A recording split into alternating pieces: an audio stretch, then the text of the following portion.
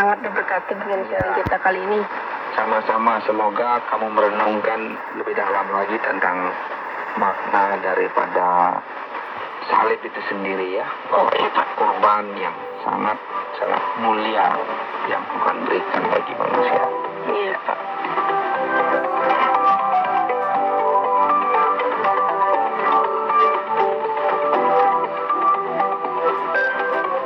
Saudara, terima kasih sudah mendengarkan program Jembatan Hati. Program ini dipersembahkan atas kerjasama Yayasan Terang Warta Rohani Kota Batu, Jawa Timur, dan penerbit Kalam Hidup Bandung, Jawa Barat. Apabila ada pertanyaan dan saran, silahkan kirimkan ke SMS atau WhatsApp ke nomor 081 333 777 386. Anda juga dapat mengakses penerbit Kalam Hidup melalui website di www.kalamhidup.com. Sampai jumpa.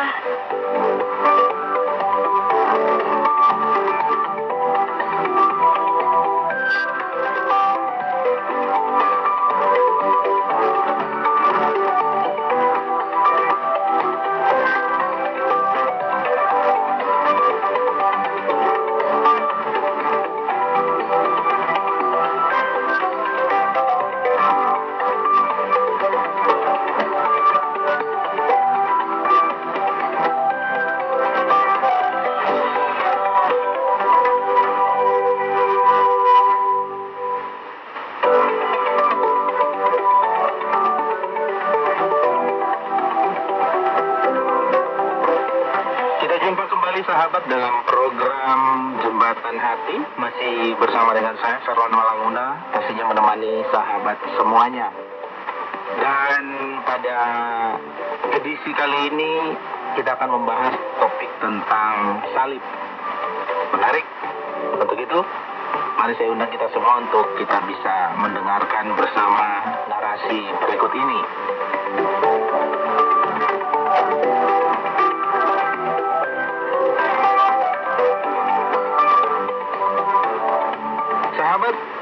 Topik yang diberikan untuk kita bicarakan adalah salib. Ya, satu kata saja. Salib. Arti salib yang kita ketahui dari Kamus Besar Bahasa Indonesia adalah dua batang kayu yang bersilang atau tanda silang. KBBI juga memberikan arti lain yang spesifik bahwa salib adalah kayu bersilang tempat Yesus dihukum oleh orang Yahudi. Salib sebagai sebuah benda, tanda yang khas dari salib itu adalah bersilang. Ya, contohnya dua batang kayu yang saling bersilang. Bisa juga dua batang bambu yang bersilang, atau dua potong besi yang bersilang, atau dua potong plastik yang bersilang, dan lain-lain. Ya, buktinya memang kita melihat ada begitu banyak ya sahabat bentuk tanda salib yang bahannya itu dari berbagai macam jenis, dari bahan apa saja, dan orang selalu menyebutnya salib karena posisinya yang bersilang. Tetapi tentu saja mengingat hubungan antara salib dengan manusia Yesus Kristus di Israel.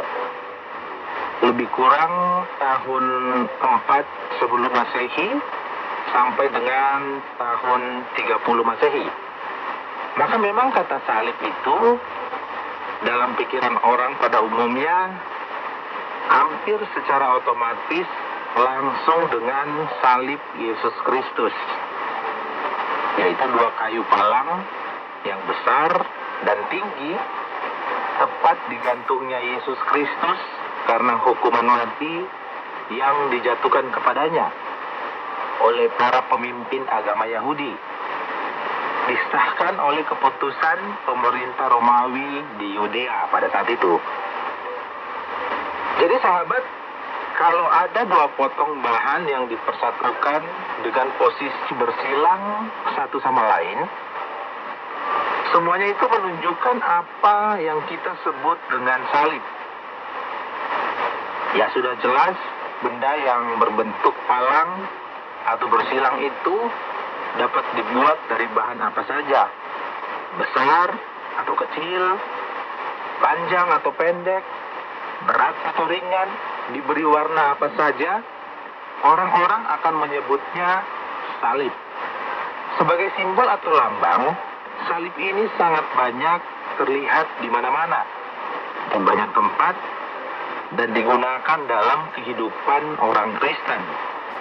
Orang Kristen adalah orang-orang yang percaya kepada Yesus Kristus yang tidak hanya sebagai manusia sejati, tetapi juga sebagai Tuhan dan Juru Selamat umat manusia.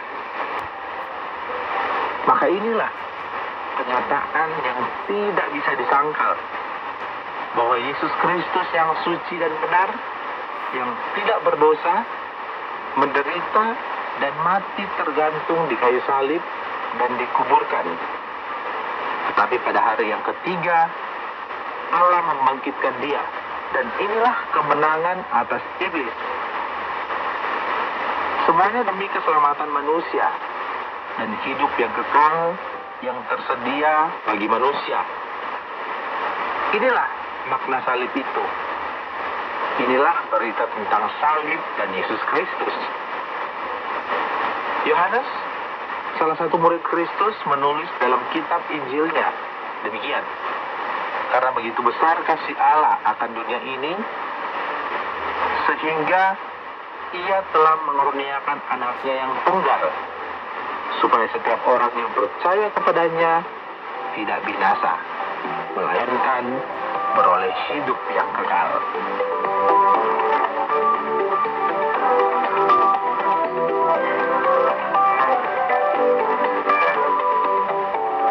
Demikian sahabat, topik kita tentang salib sudah saya sampaikan buat kita semuanya.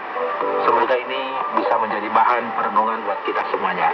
Sampai jumpa di topik selanjutnya. Saya Ferlan Walanguna pamit. Shalom. Program Jembatan Hati diproduksi dan dipersembahkan atas kerjasama Yayasan Terang Rohani di Batu, Jawa Timur, dan Penerbit Alam Hidup di Bandung, Jawa Barat. Program ini dengan sederhana menyoroti dan memaparkan kondisi hati manusia dan karakter manusia di bawah terang firman Allah. Apabila Anda memiliki pertanyaan dan saran berhubungan dengan program ini atau berespon terhadap topik program hari ini, Anda dipersilakan untuk menyampaikan melalui WhatsApp ke nomor 081 333 777 386. Anda dapat juga mengakses program ini ke website Penerbit Alam Hidup, yaitu www.alamhidup.com. Terima kasih atas perhatian Anda.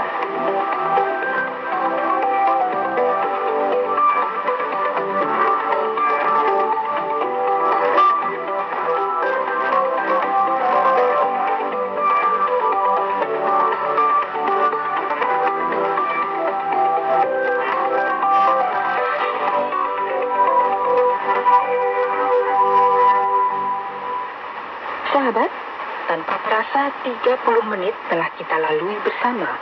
Saya mengajak Anda untuk tetap mendengarkan program Jembatan Hati, sebuah program yang berbicara tentang Allah Pencipta dan manusia sebagai umat ciptaannya. Di minggu depan, ada gelombang 25 meter atau frekuensi 11.965 kHz. Pukul 17.30 waktu Indonesia bagian Barat. Inilah KTWR Agana Guam.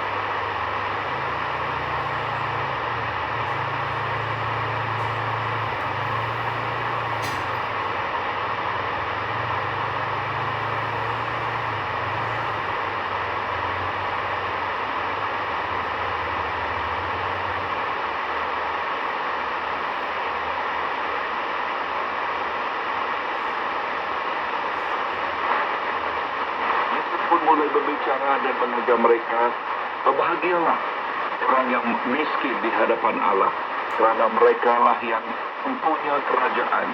Berbahagialah orang yang berduka cita, kerana mereka akan dihibur. Berbahagialah orang yang lemah lembut, kerana mereka akan memiliki bumi. Berbahagialah mereka yang lapar dan haus, akan membenarkan kerana mereka dipuaskan. Berbahagialah orang yang murah hatinya, kerana mereka akan beroleh kemurahan. Berbahagialah orang yang suci hati, kerana mereka akan melihat Allah. Berbahagialah orang yang membawa damai, kerana mereka akan disebut anak-anak Allah. Berbahagialah orang yang diniaya oleh sebab kebenaran, kerana mereka lah yang mempunyai kerajaan surga. Berbahagialah kamu jika kerana aku kamu dicela dan diniaya, dan kepadamu difitnah segala yang jahat. Bersukacitalah dan bergembiralah, kerana upahmu besar di syurga, sebab demikian juga telah diniayanya nabi-nabi sebelum kamu. Janganlah kamu menyangka bahawa aku datang untuk mentiadakan hukuman Taurat atau kitab para nabi. Aku datang bukan untuk mentiadakannya, melainkan untuk menggenapinya.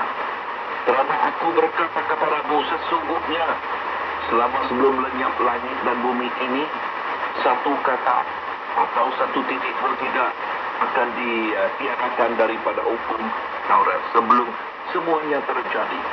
Kerana itu, siapa yang mentiadakan salah satu perintah hukum Taurat, sekalipun yang paling kecil, dan mengajarnya demikian kepada orang lain, ia akan menduduki tempat yang paling rendah di dalam kerajaan syurga. Tetapi siapa yang melakukan dan mengajar segala perintah hukum Taurat, ia akan menduduki tempat yang tinggi di dalam kerajaan syurga. Maka aku berkata kepadamu, jika hidup keagamaan tidak lebih benar daripada hidup keagamaan ahli-ahli Taurat dan orang-orang Farisi, sesungguhnya kamu tidak akan masuk ke dalam kerajaan syurga. Kamu telah mendengar yang difirmankan kepada nenek moyang kita, jangan membunuh, sesiapa yang bunuh harus dihukum. Tetapi aku berkata kepadamu, setiap orang yang marah terhadap saudaranya harus dihukum. Kamu telah mendengar firman, jangan berzina.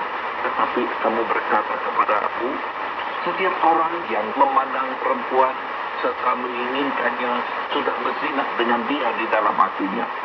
Kamu telah mendengar pula yang difirmankan kepada nenek moyang kita, jangan bersumpah palsu, melainkan peganglah sumpahmu di depan Tuhan.